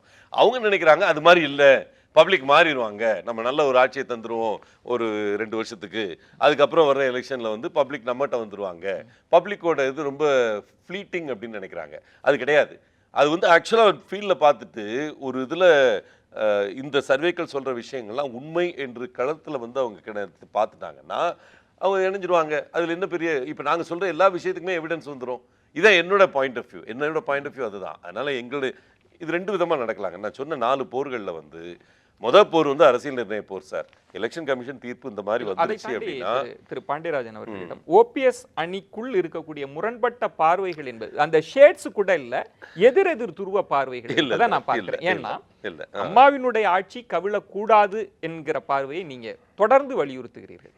ஆனால் திரு மைத்ரேயன் சொல்கிறார், குடியரசு தேர்தலுக்கு பிறகு எடப்பாடி அரசு கவிழ்ந்து விடும் அப்படின்னு சொல்றார். இது ரெண்டுக்கும் பாரதூர வித்தியாசம் இருக்கு. இல்ல ஒரு நிமிஷம், நான் அம்மாவின் ஆட்சி கவிழக்கூடாதுன்னு நினைக்கிறேன், நம்புறேன். அது இல்ல. ஆனா அதே நேரத்துல இப்ப நடக்கிற அரசு அம்மாவின் அரசுன்னு நான் சொல்ல மாட்டேன். ஓகே, அம்மாவின் அரசாக உருமாற வாய்ப்பு இருக்குன்னு நினைக்கிறேன். என்னை பொறுத்த வரைக்கும் ஓபிஎஸ் தலைமையில் இருக்கலாம், ஓபிஎஸ் இன்ஃப்ளூயன்சிங் பொசிஷன்ல இருக்கிற ஒரு ஆட்சியாக இருக்கலாம், ஒரு கட்சி பொறுப்பு முழுமையாக எடுத்து ஆட்சியிலும் ஒரு முக்கிய பொறுப்புல வரக்கூடிய ஒரு மாடலா இருக்கலாம். மாடல் நிறைய இருக்கு சார். கிட்டத்தட்ட ஒரு முக்கியமான புள்ளி திரு பாண்டியராஜன், ஏன்னா இது அரசியல் தளங்கள்ல விவாதிக்கப்படவே இல்லை. இன்ஃப்ளூயன்சிங் அப்படின்னா அவர் ஆதரவுடன் ஒரு ஆட்சி, அந்த இடத்திற்கு கூட நீங்க நகர்றீங்க. இல்லை இங்க பாருங்க, பல விஷயங்கள் இதுல மாடல்ஸ் நிறைய இருக்கு sir. Party government coordination team போடலாம், பொலிட் புரோ மாடல் போடலாம், வெஸ்ட் பெங்கால்ல எக்ஸாம்பிள்ஸ் இருக்கு, இதுக்கு பல இடங்கள்ல எக்ஸாம்பிள்ஸ் இருக்கு. ஒருவேளை திரு ஸ்டாலின் அவர்கள் முதல்வராக ஓபிஎஸ் அவர்கள் ஆதரவு தரப்போகிறாரா? அப்படி ஒரு அரசு அமைய போகிறார்? இல்லைங்க, இங்க பாருங்க, இந்த இப்போ 3 அணிகள் நீங்க புள்ளி வச்சு சொல்றீங்க. இந்த 3 அணிகள்லையுமே எல்லாருமே ஆன்டி டிஎம்கே தான். இதுல யாரு அந்த மாதிரி ஒரு தற்கொலை முயற்சியை யாரும் செய்யறதுக்கு ரெடியா இல்லை. இங்க பாருங்க, இன்னைக்கு டிஎம்கேவை ஸ்ட்ராங்கா அட்டாக் பண்றது சட்டமன்றத்தில் இப்போ இருக்கிற அமைச்சர்கள் கிடையாது, நாங்கள் தான் அட்டாக் பண்ணிட்டு இருக்கோம். அந்த இடத்துல யார் வந்து எத்தனை இடங்கள்ல வந்து நாங்கள் உள்ளே இருக்கிறப்போ ரத்தம் கொதிக்கும், அவன் பேசுகிற பேச்சு என்ன இந்த அமைச்சரை இப்படி போட்டு தீட்டுறாங்க, அவங்க ஏன் பதில் சொல்லாமல் இருக்காங்க அப்படின்னு சொல்லி உட்காந்துட்டு இருக்கிறோம். நாங்கள் வந்து எங்களை பொறுத்த வரைக்கும் இந்த இதில் இருக்கிறவங்க முனுசாமி அண்ணனா இருக்கட்டும், மைத்ரே அண்ணா இருக்கட்டும், எல்லாருமே வந்து ஸ்ட்ராங்காக ஆன்டி டிஎம்கே. ஆனால் இது அந்த ஒரு பேச்சுக்கே இடம் கிடையாது. இது ஊடகங்களில் வந்து இது ஒரு ஸ்பெகுலேஷனாக சொல்கிறதே ஒரு அவமானம்னு நினைக்கிறோம் எங்களை பொறுத்த வரைக்கும். திரு ஸ்டாலின் அவர்களுக்கு ஆதரவு இல்லை என்றால் ஆமா, எடப்பாடியே முதலமைச்சராக தொடர்ந்தாலும் கூட ஓபிஎஸ்ஸின் ஆதரவோடு இருக்கக்கூடிய அரசு தான் அம்மாவின் அரசு. நீங்க நான் மறுபடியும் இதை உங்கள்கிட்ட சொல்ல விரும்புறேன். நீங்க நம்பணும், இதை வந்து சத்தியமா வந்து ஓபிஎஸ் அண்ணே நீங்க உள்ள போய் நெகோசியேஷன் பண்றப்போ நான் சிஎம்மா இல்லைன்னா இந்த ஃபார்முலா ஒர்க் அவுட் ஆகாது அப்படின்னும், இவர் வந்து மினிஸ்டராக இருக்கணும், இவர் இதாக இருக்கணும்னோ எந்த கட்டுப்பாடும் அவர் விதிக்கலை. அந்த நெகோசியேஷன் டீமில் நான் முக்கியமாக ஒரு பொறுப்பு வச்சுருக்கிறேன். ஆனால் வந்து எந்த சூழ்நிலையும் இந்த 2 நிபந்தனைகளை எந்த அளவுக்கு நம்ம மீட் பண்ண முடியும், அதை ஜெனுவினாக அவங்க சொல்கிறாங்களா, ஜெனுவினாக சொல்லலையா, இதை பார்த்துட்டு வாங்கன்னு அவர் வந்து சொல்கிறாரே தவிர எந்த காலகட்டத்திலையும் அவர் வந்து நான் சிஎம்மாக இருந்தால் தான் இதை ஒத்துக்குவேன், இல்லை நீங்கள் மினிஸ்டராக இருந்தால் தான் இதை ஒத்துக்குவேன்னு சொல்லியோ இன்னாரம் மினிஸ்டராக போடுங்கணும் அன்னாரம் மினிஸ்டராக போடுங்கணும் எந்த காலத்துலையும் சொல்லலை. ஏன்னா எங்களுக்கும் தெரியும் இது வந்து பிரேக் டவுன் ஆனது பதவிக்காக அப்படின்னு வந்து பதிவாயிருச்சுன்னா எங்களுக்கு பப்ளிக் சர்வீஸ் காலி. ஆனா நீங்க இந்த புள்ளி வைக்கிறீங்க. அப்போது இணைப்பு பேச்சுவார்த்தை தொடங்கிய போது உங்களுக்கு பதவி தரப்படும்ன்ற யூகங்கள்லாம் இருந்தது. இப்போது கூட அமைச்சர் பதவி அவர் எடப்பாடி அரசுல இருக்க போகிறார், அதற்காக எடப்பாடி அணிக்கு அவர் செல்ல போகிறார்ன்ற யூகங்கள்லாம் பத்திரிகைகள்ல வருது. யூகங்கள் இருக்கலாங்க. அப்படி நான் சேரதா இருந்தா அங்கேயே இருந்திருக்கலாம். ஓகே, யார் என்ன அனுப்பல அங்கிருந்து நான் வரப்போ வந்து அந்த கணக்கு தவறாகி விட்டதால் மீண்டும் இணைவதற்கான வாய்ப்பு இல்லைங்க. என்னை பொறுத்த வரைக்கும் இந்த டீமோட நின்னாச்சு. இந்த டீம் வந்து ஒரு கொள்கை நிலைப்பாட்டுடன் அண்ணன் ஓபிஎஸ் கீழே வந்து நிற்கிறோம். இப்போ வந்து இந்த டீமுக்குள்ள என்னுடைய கருத்துக்களை சொல்லுவேனே தவிர என்ன அளவுக்கு என்னால் எக்ஸாக்ட் பண்ண முடியுமோ இன்ஃப்ளூயன்ஸ் அதை எக்ஸாக்ட் பண்ணுவேன். இவங்க யாரும் வந்து ரொம்ப ரிஜிட்லாம் கிடையாது. இப்போ அவர் ஒரு கொள்கை நிலைப்பாட்டில் முனுசாமி என்ன ஸ்ட்ராங்காக நிற்கிறாங்க. அவங்க சொல்கிற விதம் வந்து ஃபோர்ஸ்ஃபுல்லாக இருக்கலாம், ரொம்ப ஸ்ட்ராங்காக இருக்கலாம். ஆனால் அவங்க நிலைப்பாட்டில் எங்களுக்கு எந்த வித்தியாசமும் கிடையாது. அவங்களுடைய கணிப்பு வந்து இந்த அரசாங்கம் வித்தியாசம் இருக்கு. இல்லை வித்தியாசம் நீங்கள் சொல்ற ஒரு வித்தியாசம் வந்து அதுதான் கவிழ்ந்து விடும், இந்த ஆட்சி வந்து அவருடைய வெயிட்ல it will fall by its weights அப்படின்னு மைத்ரேயன் திருப்பி சொல்றது வந்து 2-3 காரணங்கள் அவர் சொல்றாரு. ஒன்று வந்து ஊழல் அதிகமாகி கொண்டிருக்கிறது இந்த அரசாங்கத்தில். மத்திய அரசாங்கம் வந்து ஊழலற்ற ஆட்சி தரணும்னு சொல்லி ஒரு ஸ்டான்ஸ் எடுத்துக்கிட்டு இருக்கிறாங்க. மோடி அவர்கள் பேசுகிறப்ப 2 பேட்டையும் சொல்லியிருக்கிறாரு இந்த வார்த்தையை வந்து ஊழல் இல்லாத ஆட்சி கொடுக்கணும். நீங்கள் வந்து இப்போ இருக்கிற ஈவன் பல ப்ராஜெக்ட்ஸ் எல்லாம் வித்ஹோல்ட் பண்ணப்பட்டது, இது எல்லாமே வந்து எல்லாருக்கும் தெரிஞ்ச விஷயம்தான். ஸோ அதனால் வந்து அந்த மாதிரி ஒரு ப்ரெஷர் வரக்கூடும் மத்திய அரசாங்கத்திலிருந்து. அது 356 வச்சு கலைக்கிறாங்களா, 355 வச்சு கலைக்கிறாங்களா, இல்லை வந்து என்ன விதத்தில் அந்த ப்ரெஷர் வரும்னு தெரியாது. ஆனால் மைத்ரேயனோட கணிப்பு வந்து இது வந்து இந்த அரசாங்கத்துடைய இன்டர்னல் கான்ட்ரடிக்ஷன்ஸ், ஒரு பக்கம் இபிஎஸ் வர்சஸ் டிடிவி அந்த மாதிரி ஒரு எடப்பாடியின் உள் முரண்பாடுகளை தாண்டி திரு மைத்ரேயன் அவர்களுக்கு மத்திய அரசின் மீது ஒரு பெரிய நம்பிக்கை இருக்கு. அந்த நம்பிக்கையில தான் இந்த அரசு கவிழும்னு சொல்றேன். இல்லை, மத்திய அரசாங்கம் அப்படின்றத விட ஒரு கொள்கை நிலை முரண்பாடு இந்த அரசாங்கத்துக்கும் மத்திய அரசாங்கம் வரும் அப்படின்றது அவருடைய கணிப்பு, வந்துருச்சுன்றது அவருடைய கணிப்பு. என்னை பொறுத்த வரைக்கும் அந்த கணிப்பு ஒரு பக்கம் இருந்தார். எனக்கு அவர் டெல்லியில இருக்கிறாரு, டெல்லியிலே அவர் பயங்கர ஸ்ட்ரென்த் வச்சிருக்கிறாரு. 3 பேரும் பாஜக நிறுத்துகிற வேட்பாளரை ஆதரித்திருக்கிறீங்க. 3 அணியினரினுடைய ஆதரவையும் பாஜக வாங்கி கொண்டு அதுல எந்த விதமான அவர்களுக்கு தயக்கமும் இல்லை. ஆனா ஒரு கொள்கை முரண்பாடு வந்து விட்டதா நீங்க சொல்றீங்க? இல்லை, கொள்கை முரண்பாடு இந்த மாதிரி தான். இப்போ டிரான்ஸ்பரன்சி ஆஃப் டெண்டர்ஸ் ஆக்ட் படி சில விஷயங்கள் நடக்கலன்னு சொல்லி அவங்க கேள்வி கேட்குறாங்க. பல இடங்களில் வந்து நாங்களும் வந்து சில விஷயங்களை இப்போ குட்கா பிரச்சனைலாம் நாங்களும் தான் அதில் ஸ்டாண்ட்ஸ் எடுத்தோம். இதெல்லாம் வந்து எக்ஸ்ப்ளோர் பண்ணியிருக்கணும். இந்த மாதிரி இதில் அஃபெக்ட் ஆனவருக்கு ப்ரொமோஷன் கொடுத்துருக்கூடாது, இந்த மாதிரி கேள்விகள்லாம் நாங்களும் எழுப்பியிருக்கோம். எங்களை பொறுத்த வரைக்கும் சார் இங்கே பாருங்கள், ஆட்சியுடைய உள் முரண்பாடுகள் அப்படின்னு எங்கே டாக்டர் மைத்ரேயன் சொன்னதுக்கு அந்த வெயிட்னால இது விழுந்துரும் அப்படின்றது அவருடைய கணிப்பு. அந்த கணிப்பு உண்மையாக ஆயிடக்கூடாதே நான் நினைக்கிறேன். என்னை பொறுத்த வரைக்கும் இந்த இணைப்பு சாத்தியப்படாமல் இதே மாதிரி அவங்க பயணப்பட்டு கொண்டிருந்தால் மைத்ரேயன் அவர்களுடைய வார்த்தை உண்மையாகிவிடும்.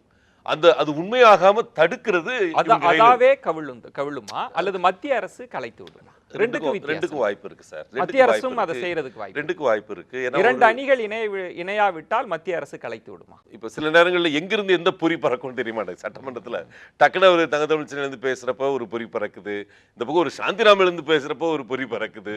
இதெல்லாம் வந்து எந்த நேரத்துல தீப்பிடிக்கும்னு தெரிய மாட்டேங்குது. அப்படி என்றால் இவ்வளவு முரண் இருக்கிறது என்றால் நீங்க அவர்களை நம்பணும்ல. திரு எடப்பாடி அவர்கள் சொன்னதை, சசிகலா குடும்பத்திற்குள்ளேயே இவ்வளவு முரண் இருக்கிறது என்றால் அந்த அணியினரை நீங்க நம்பணும்ல. இல்ல அதான் சொல்றேன். ஆனா எல்லாவற்றையும் நாடகம்னு திரு முனுசாமி தொடர்ந்து சொல்லிக் கொண்டே இருக்கிறார். இந்த உள்முரண் சண்டைய கூட நாடகம் தான் சொல்ல சார். இப்ப அவங்க உண்மையிலேயே வந்து அவங்களை ஒதுக்கி வைக்கிறதுனா நீட்டா வந்து இம்ப்ளீட் பண்ணிருக்கலாம். எங்க பொசிஷன் எலெக்ஷன் கமிஷன்ல என்ன எடுத்திருக்கோம் அதை வந்து அவங்க உடன்படுறாங்கன்னு சொல்லி இம்ப்ளீட் பண்ணியிருந்தாங்கன்னா இந்நேரம் வந்து ரெட்டைலையும் கிடைச்சிருக்கும், அந்த டீமும் ஒதுங்கி நிற்க வேண்டிய ஒரு கட்டாயம் உருவாயிருக்கும். அவங்க அதை செய்யலை. இது ஒரு ரவுண்ட் அபவுட் வே எடுக்கிறாங்க. அஃபிடவிட்டும் ஃபைல் பண்ணுவேன், அதே நேரத்தில் மினிஸ்டர் வச்சு அட்டாக் பண்ணுவேன்ற ஒரு ஒரு சுற்றி போகிற ஒரு வியூகத்தை அவங்க வகுத்து பண்ணுற மாதிரி படுது. இது வந்து வேண்டாம் அப்படின்னு சொல்கிறேன். என்னோட கருத்து வந்து உங்கள் மூலமாக நான் அவங்களுக்கு வைக்கிற கருத்தை இதுதான். இபிஎஸ் அண்ணன் ஃபோனை எடுத்து ஓபிஎஸ் அண்ணன்ட்ட பேசி இதான் நான் செய்ய நினைக்கிறேன், இது இப்படி தான் செய்ய முடியும்னு நினைக்கிறேன் அப்படின்னு பேசினாங்கன்னா இணைஞ்சிருவோம். இதில் வந்து என்ன உங்கள் கொள்கை நிலைப்பாடு இது, இந்த ரெண்டும் வந்து இப்படி நம்ம சாட்டிஸ்ஃபை பண்ணலாம், நான் என்னோட இதுதான் பண்றேன். ஒரு பெரிய கம்யூனிகேஷன் கேப் இருக்கு. முதலமைச்சர் பேச வேண்டும் என்று எதிர்பார்க்கிறீங்க? ஆமா, அவங்க தானே பேசணும். அவங்க தானே இந்த ஸ்டான்ஸஸ் எடுத்துக்கிட்டு இருக்கிறாங்க. ஏன்னா பேச்சுவார்த்தை குழு கலைக்கப்பட்டு விட்டது எங்க சைட்ல இருந்து. அவங்க வந்து இன்னும் இணைப்பு வேணும்னு விரும்பி அமைச்சர்கள் மூலமாக இவர் அவரே கூட அவருடைய பேச்சில் கூட இணைக்கணும், ஒருதாய் மக்களாக இருக்கணும் அப்படின்னு சொல்லிட்டே இருக்காரு. இதுக்கு என்ன பிளாக்னு அவருக்கு நல்லா தெரியும்.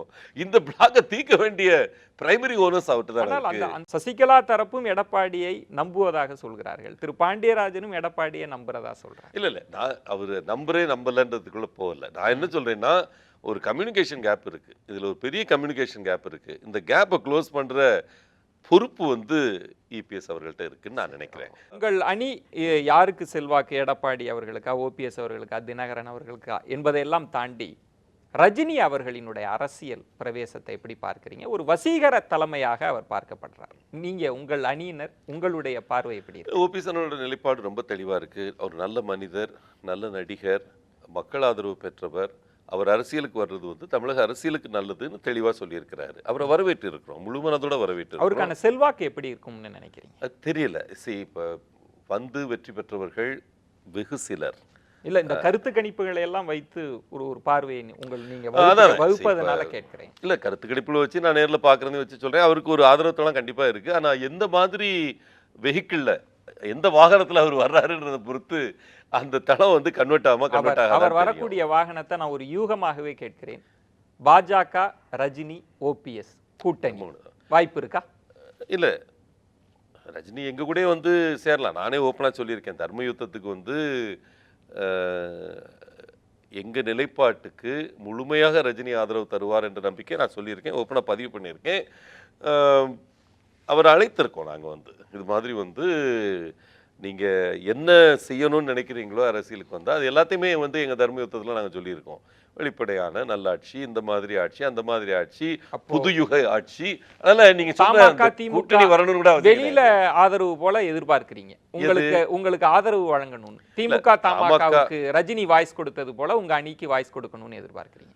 இல்லை அப்படி இல்லை. இப்போ ஒரு நல்ல விஷயம் என்னன்னா எங்களுக்கு தமாக இன்னைக்கு இருக்கிற தமாக ஜி.கே. வாசன் அவர்கள் தலைமையில் இயங்குற தமாக ஓப்பனாக டிக்ளேர் பண்ணியிருக்காங்க. ஓபிஎஸ் அணி புரட்சி தலைவி அம்மா அணிக்கு முழுமையான ஆதரவோட இருப்போம், நாங்கள் கூட்டணியே வைப்போம்னு சொல்லி திருப்பி சொல்லிட்டு இருக்காரு. ஆனா ரஜினியின் நிலைப்பாட்டில் உங்கள் எதிர்பார்ப்பு உங்க அணிக்கு அவர் ஆதரவு நல்கணும். இல்ல எங்க கூட வரலாமே, ஏடிஎம்கேல வரட்டுமே. அவர் என்ன அவர் இல்லைன்னு சொல்லிடலையா? யாரு பண்ணுவா, ஓபிஎஸ்ஆ ரஜினியா? யாரு தலைமை பீடத்தில் யார் நிற்க போகிறது, ஓபிஎஸ் அவர்களா ரஜினியா? இல்ல அந்த கேள்விக்கு வந்து இன்னும் கொஞ்சம் டிஸ்டன்ஸ் இருக்குன்னு நினைக்கிறேன். கொள்கை ரீதியாக சித்தாந்த ரீதியாக அவர் வந்து ஒரு வெஹிக்கிளை சூஸ் பண்றதுன்னு முடிவு பண்ணிட்டாருன்னா பிஜேபியா நாங்கள் அந்த முடிவு எடுக்கணும். அவர் வந்து தனியா ஒரு கட்சி ஆரம்பிச்சு இல்ல என்னுடைய கூட்டணி என்பது பிஜேபியா ஓபிஎஸ்ஆ என்பதல்ல, பாஜக ஓபிஎஸ் ரஜினி ஒரு கூட்டணி அமைய வாய்ப்பு இருக்குன்றாங்க. இருக்கலாம், அது இப்படி வேணாலும் இருக்கலாங்க. எங்களை பொறுத்த வரைக்கும் அம்மாவோட கட்சி உடையக்கூடாது, அம்மாவோட கட்சி ரெட்டையிலை இழக்கக்கூடாது என்பது எனக்கு பர்சனலாக வந்து பெரிய ப்ளஸ் நினைக்கிறேன். அதுக்கப்புறம் வந்து ரஜினி வர்றாரு, கூட்டணி வைக்கிறாரு, ஏடிஎம்கே கூட கூட்டணி வைக்கட்டுமே, என்ன இது என்ன பிரச்சனை? ஒருங்கிணைந்த ஏடிஎம்கே கூட அவர் கூட்டணி வைக்கலாம். இல்ல ஒருங்கிணைந்த ஏடிஎம்கே இல்ல. ஏன்னா எடப்பாடி அணியினர் மிக கடுமையாக ரஜினியை விமர்சிக்கிறாங்க. நீங்கள் ஆதரிக்கிறீங்க கடுமையான. அதனால ஒருங்கிணைந்த அதிமுகவின் ஆதரவு ரஜினிக்கு இருக்குமான்றது டிஸ்பியூட், அது விவாதத்திற்குரிய. இல்ல இங்க பாருங்க, என்னை பொறுத்த வரைக்குங்க அம்மாவோட நிலைப்பாடுகளை ஒரு கட்டத்தில் எதிர்த்தவர் ரஜினிகாந்த். அவரே வந்து அம்மாவோட ஆழ்ந்த நட்பு வச்சிருந்தாரு ஒரு காலகட்டத்தில், அது உங்களுக்கும் தெரியும். இறுதி நிலைப்பாடு என்பது இந்த சிஸ்டமே கெட்டு போய்விட்டது. அதுல ஓபிஎஸும் அடக்கம், ஜெயலலிதாவும் அடக்கம், கருணாநிதியும் அடக்கம். ஒரு ஃபிளீட்டிங் ரிமார்க் தானங்க அது. அதுல வந்து யாரெல்லாம் அடக்கம், ஏன்னா அதே பிரத்துல அவர் சொல்றாரு ஸ்டாலின் நல்ல நிர்வாகி, ராம்தாஸ் நல்ல நிர்வாகி சொல்லிவிட்டு அவர் சொன்னதுதான், இதையெல்லாம் விட இவங்க எல்லாம் நல்லா இருக்கிறாங்க, ஆனால் நல்லவர்களா இருக்கிறாங்க, இந்த சிஸ்டம் கெட்டு போச்சு, அதனால அவங்களால ஒண்ணும் செய்ய முடியல. கரெக்ட். அது சொன்னது நிஜம் சார். எங்களை பொறுத்த வரைக்கும் அவர் வந்தா சந்தோஷம் சார். இன்னைக்கு தேதிக்கு மக்கள் ஆதரவு அதிகமா இருக்கிற தலைவரா அண்ணன் ஓபிஎஸ் அவர்கள் இருக்கிறாங்க. அதை அப்படியே கொண்டு போயிட்டு இருக்கிறதா எங்களுடைய எண்ணம். அதை வந்து அதே நேரத்துல அம்மாவோட ரெட்டையில கட்சிக்கு கிடைக்காம போனதுக்கு நாங்க காரணமா இருக்க நாங்க விரும்பல. அட்லீஸ்ட் நான் விரும்பல. என்னை பொறுத்த வரைக்கும் ரொம்ப தெளிவா இருக்கேன். அந்த இடம் ரெட்டையில சீக்கிரம் வரணும். நீங்கள் விரும்பல, ஏன்னா உங்க அணியினரின் பார்வை வேறாக இருக்கலாம், நீங்க விரும்பல. இல்ல அணியினர் பார்வை வந்து ஒரு எலெக்ஷன்ல வந்து தனித்தனியா நின்னாலும் நம்ம ஜெயிச்சிருவோம் அந்த எண்ணம் இருக்கு. அது எனக்கும் அது அது நிஜம் என்று நான் நம்புறேன். ஆனா அந்த நிஜம் வந்து வரக்கூடாதுன்னு நான் நினைக்கிறேன். என்னை பொறுத்த வரைக்கும் ஈவன் ஒரு எலெக்ஷன் கூட நம்ம வந்து ரெட்டையில இல்லாம போய் நின்று ரெண்டு பேரும் சகோதர சண்டை போட்டுட்டு இருக்கிறதுல எனக்கு அடிப்படையில் விருப்பம் இல்லை சார். ஓபிஎஸ் ஒரு வசீகர தலைமையாக சொல்லப்படுகிற ரஜினிகாந்த் யாருக்கு செல்வாக்கு அதிகம் இருக்குன்னு நினைக்கிறீங்க? என்னை பொறுத்த வரைக்கும் அந்த கேள்விகளே போக விரும்பல. ஓபிஎஸ் பிளஸ் ரஜினிகாந்த் தான் நான் பார்க்க விரும்புறேன். என்னுடைய இல்ல அது உங்க ஆசை வந்து ஆமா ஆசை, அப்படி இல்லாமலும் போகலாம். அவங்க எதிர்த்து நிற்க மாட்டாங்க சார். என்னோட கணிப்பு வந்து அவரு வந்து இவ்வளவு தெளிந்த சிந்தனையோட இவ்வளவு நாள் யோசிச்சுட்டு அவர் வந்து உள்ள வரணும்னு நினைக்கிறப்போ வந்து அந்த மாதிரி ஒரு தவறை அவர் பண்ண மாட்டார்னு நினைக்கிறேன். அவர் வந்து ஓபிஎஸ் அவர்களை ரஜினி எதிர்க்க மாட்டார். அவர் எதிரிகளை அடையாளப்படுத்துவார்ல. எதிரிகளை வந்து நீங்க சித்தாந்த ரீதியாக அடையாளப்படுத்துறீங்க. ஒருவேளை ரஜினி அவர்கள் தனி கட்சி தொடங்கினார், இந்த செய்தியும் வந்தது, அதில் இணையும் முதல் நபராக திரு பாண்டியராஜன் அவர்கள் இருப்பார் என்ற செய்தி வந்தது. அது உண்மை இல்லைங்க. எனக்கு வந்து இங்க பாருங்க, ஏன்னா ரஜினி அவர்கள் நான் ஒன்று தெளிவா சொல்லிடுறேன். இங்க பாருங்க, நட்பெல்லாம் இருக்கு. 4 வருஷம் 1 மாசம் அம்மாவோட வார்த்தை என் மனசுல ரிங் ஆகிட்டே இருக்கு சார். அரை மணி நேரம் அந்த அம்மா நின்று எனக்கு வந்து பதவி பிரமாணம் பண்ணி வச்சுட்டு போறப்ப கடைசியில் என்ன சொன்ன வார்த்தை, I am absolutely sure you will அம்மா, I will always cherish the trust you have in me. நான் சொன்னப்ப அவங்க திருப்பி சொன்ன வார்த்தை I am absolutely sure you will அப்படின்னு சொன்னாங்க. அந்த வார்த்தை வந்து மனசுக்குள்ளே பதிஞ்சு போச்சு சார். ரொம்ப ஸ்ட்ராங்காக பதிஞ்சு போச்சு. எனக்கு இனிமேல் வந்து இன்னொரு கட்சிக்கு போகிறதுனோ இன்னொரு இதில் போய் நிற்கிறதுனோ எனக்கு இன்ட்ரெஸ்ட் கிடையாது. ஓகே, எனக்கும் நான் லேட்டாக என்ட்ரி பாலிடிக்ஸ்குள்ளே 40 வயசில் தான் அரசியலுக்கு வந்தேன். நிறுவனத்தை கட்டமைத்து அதை வலுப்படுத்தி அதை இந்தியாவில் நம்பர் 1 உருவாக்கி அதான் செஞ்சிட்டு இருந்தேன். அதுக்கப்புறம் அரசியலுக்கு வந்து பல நிகழ்வுகள் நடந்துருச்சு. ஆனால் எனக்கு இருக்கிற நிகழ்வுகளில் ஸ்ட்ராங்காக இம்பேக்ட் ஆனது அம்மாவோட பர்சனாலிட்டி, அம்மா என் மேலே வச்சுருந்த அன்பு, பாசம், நம்பிக்கை. அதுக்கு விரோதமாக எதுவும் செய்ய மாட்டேன். எனக்கு ரெஸ்ட் ஆஃப் த லைஃப்பில் எனக்கு வந்து வேறு கட்சி கிடையாது. ஓகே, அதிமுக தான். அது வந்து ரெட்டையில இருக்கிற அதிமுக தான் நான் இருப்பேன். ஓகே, ஒருவேளை எடப்பாடி அணியினருக்கு ரெட்டையில கிடைச்சா வாய்ப்பு இல்லைன்னு நினைக்கிறேன். என்ன பொறுத்த வரைக்கும் ஸ்பெகுலேட்டிவாக அதுக்கு ஆன்சர் பண்ணணும். என்னை பொறுத்த வரைக்கும் கிடைத்தால் எது ரெட்டலை நீங்க அந்த இடத்தை சின்னத்தை முதன்மைப்படுத்திட்டீங்க. ஆமா, யாரிடம்? ஏன்னா அது சாதாரண சின்னம் கிடையாதுங்க. அது வந்து புரட்சி தலைவர் எம்ஜிஆர் அவர்களும் அம்மா அவர்களும் தாங்க ஆன்மாவை ஊற்றி வளர்த்து எடுத்த சின்னம். அது வந்து சாதாரண ஒரு சுதேஸ்வரின் மாதிரியோ ஒரு ரெட்டக்கால மாதிரியோ சின்னம் கிடையாது. அது வந்து அந்த சின்னம் வந்து ஒவ்வொரு அதிமுக தொண்டன் மனசுலையும் அவ்வளோ ஆழமாக பதிஞ்சிருக்கிற விஷயம். இதை வந்து விடுவதற்கு உங்கள் சின்னத்தை பெருமையாக பேசுவதற்கு உங்களுக்கு எல்லா உரிமையும் இருக்கு. ஆனா மற்ற சின்னம் உதயசூரியன் என்ன ஒரே இரவில் ஒரு சுவரில் வரைந்த சின்னமா என்ன? இல்ல அந்த டெப்த் இருக்கான்னு எனக்கு தெரியல. நீங்க சொல்றது சரியா இருக்கலாம். அதை பத்தி நான் கமெண்ட் பண்றது முறை கிடையாது. நான் ஒரு ஃப்ளோல சொல்லிட்டேன். அது வந்து நான் பார்த்த வரைக்கும் ஒரு அதிமுக தொண்டையும் பார்க்குறேன், திமுக தொண்டர்களையும் பார்க்கத்தானே செய்கிறேன். அது வந்து பார்க்குறப்ப நான் பார்க்குற அந்த அட்டாச்மெண்ட்டு, அந்த உயிரை கொடுக்கக்கூடிய ஒரு ஸ்பிரிட்டு, இதெல்லாம் நான் அதிமுக தொண்டனை பார்க்குறேன். ஓகே, மற்றவங்களை கம்பேர் பண்ணுறது முறையில்லை. அது கரெக்டாக நீங்கள் சொல்கிறது. என்னை பொறுத்த வரைக்கும் அந்த மாதிரி இருக்கிற ஒரு சிம்பலை வந்து கிடைக்காம போகிறதுக்கு நாங்கள் யாருமே காரணமாக இருக்கக்கூடாதுன்னு நாங்கள் நினைக்கிறோம். ஓபிஎஸ் அண்ணன் உட்பட. ஓபிஎஸ்னா இத்தனை வாட்டி எனக்கு சொல்லியிருக்காங்க. திருப்பி திருப்பி சொல்ற விஷயம் அது. நம்மால சின்னம் போச்சுன்றதோ, நம்மால கட்சியோட அடையாளம் போச்சுன்றதோ இருக்கவே கூடாதுன்றதுல அவங்க ரொம்ப தெளிவா இருக்காங்க. உங்களுடைய எதிரி யார்? எடப்பாடியா, சசிகலாவா, தினகரனா? திமுக சார். நான் வந்து இல்ல. ஒரு இல்ல, without batting an eyelid I will say. இல்ல, இந்த 3 நபருக்குள் யார் உங்கள் எதிரி?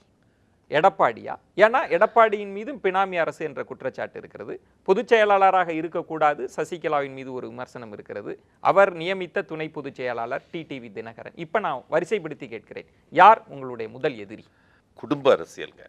இந்த மனிதர்களை வச்சு நான் ஐடென்டிஃபை பண்ண விரும்பல. ஓபிஎஸ் அதை விரும்ப மாட்டாங்கன்னு எனக்கு நல்லா தெரியும். ஏன்னா ஒரு காலகட்டத்தில் எல்லாரும் வந்து ஒன்றா இருந்தவங்க தான். எங்களை பொறுத்த வரைக்கும் குடும்ப அரசியல், ஒரு குடும்பத்தின் பிடியில் கட்சியும் ஆட்சியும் செல்லக்கூடாது என்ற ஒரு அடிப்படை பிரின்சிபல்னால அவர் எடுத்த ஸ்டெப். ஏன்னா அதிமுகவை வித்தியாசப்படுத்தி காட்டின ஆதாரமான விஷயம் தான். நான் எதற்காக கேட்கிறேன்னா, எடப்பாடி அணியினருக்குள் இருக்கக்கூடிய உள் முரண் என்பது, சசிகலா அவர்களை பொதுச் செயலாளராக ஏற்றுக்கொள்கிறோம், தினகரன் அவர்களை ஏற்றுக்கொள்ள மாட்டோம் என்கிற பார்வையும் முன்வைக்கிறார்கள். நாங்க சசிகலாவை ஏற்றுக்கொண்டோம் அப்படின்ற பார்வை முன்வைத்ததனால் நான் உங்கள்கிட்ட கேட்கிறேன், யார் அவங்க அணியிலேயே அந்த பார்வை இருக்கிறது, உங்களுக்கு யார் முதல் எதிரி? சசிகலா விளக்கப்பட வேண்டும், ஒதுக்கப்பட வேண்டுமா? தினகரன் அந்த காம்ப்ரமைஸ் ஃபார்முலா என்ன? இல்ல விஜயன், நான் உங்கள்கிட்ட தெளிவா சொல்றேன். எங்களை பொறுத்த வரைக்கும் இண்டிவிஜுவல்ஸை இவர் தான் வில்லன், இவர் ஹீரோ அப்படின்னு சொல்றது எங்களுக்கு விருப்பம் கிடையாது. எங்களை பொறுத்த வரைக்கும் குடும்ப அரசியல் இருக்கக்கூடாது. அதிமுக புரட்சி தலைவி அம்மா அணியினர்ல ரொம்ப முக்கியமான ஒரு தலைவர் நீங்க. இணைப்புக்கான இடங்கள்ல பேசப்பட்டீங்க, அதை நோக்கி நகர்வுகள்ல உங்களுடைய பெயரும் அடிபட்டது. இணைப்பு சாத்தியம்னு நினைக்கிறீங்களா? இதற்கு பிறகும் இணைப்பு சாத்தியம்? சத்தியமா சாத்தியம்னு நினைக்கிறேன். இல்ல, அது உங்கள் ஆசையா இருக்கலாம். 2 அணியினர் நீங்க முகத்தை வச்சுக்கோங்க. அந்த அணி ஜெயக்குமார் இருக்கிறார், செல்லூர் ராஜு, திண்டுக்கல் சீனிவாசன். உங்கள் அணியில முனுசாமி இருக்கிறார், மைத்ரேயன் இருக்கிறார். இவர்களையெல்லாம் தாண்டியும் இந்த 2 அணிகளும் இணையுமா? அதான் நான் மறுபடியும் சொல்றது, மக்கள் என்ன சொல்றாங்கன்றத எல்லாருமே காது கொடுத்து கேட்குறவங்க தான். அதனால சொல்றேன், ஒரு எலெக்ஷன் போதும் சார் நாங்கள் ப்ரூவ் பண்ணி சேர்றதுக்கு. ஒரு எலெக்ஷன் போதும். அந்த எலெக்ஷன் வந்து பொது தேர்தலாக இருக்கக்கூடாது, அது ஒரு தேர்தலாக இருந்துடணும் அப்படின்றது என்னுடைய ஆசை.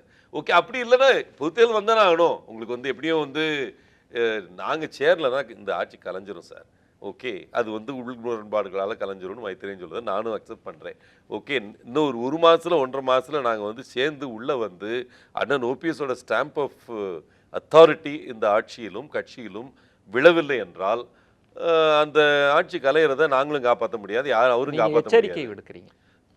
எச்சரிக்கைன்னு இல்லை, நான் வர்றதை சொல்றேன். வானிலை அறிக்கை மாதிரி சொல்றேன்னு வச்சுக்கோங்களேன். இங்கே எச்சரிக்கையாக எடுத்துட்டு ரெயின் வராமல் பார்த்துக்கிட்டிங்கன்னா அது உங்கள் திறமை, உள்ளே போய் கொடை பிடிச்சிங்கன்னா உங்கள் திறமை. ஒருவேளை தினகரன் அணியினர் ஆதரவை வாபஸ் பெற்றால் உங்கள் அணியினர் ஆதரவை எடப்பாடிக்கு தருவாங்க. அதை சொல்லிட்டோம்ல, நாங்கள் எங்களால் கவிழாதுன்னு சொல்றது அதான அர்த்தம். ஆனால் அது வந்து they can't take us for granted.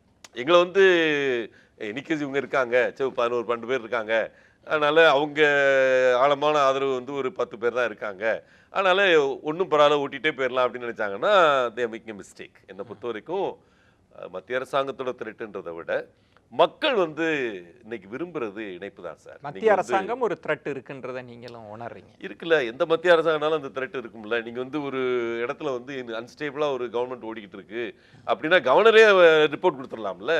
So அந்த பிரச்சனைகள்லாம் இருக்கு சார். எங்களை பொறுத்த வரைக்கும் இது எல்லாத்துக்கும் தீர்வு வந்து ஜெனுவினா உண்மையான ஓப்பன் மைண்டோட அண்ணன் ஓபிஎஸும் அண்ணன் இபிஎஸும் உட்கார்ந்து பேசுனாங்கன்னா இது வந்து வெகு விரைவில் தீரக்கூடிய ஒரு இஷ்யூன்னு நான் நினைக்கிறேன். என்னோட ஆனஸ்ட் ஃபீலிங் அதுதான்.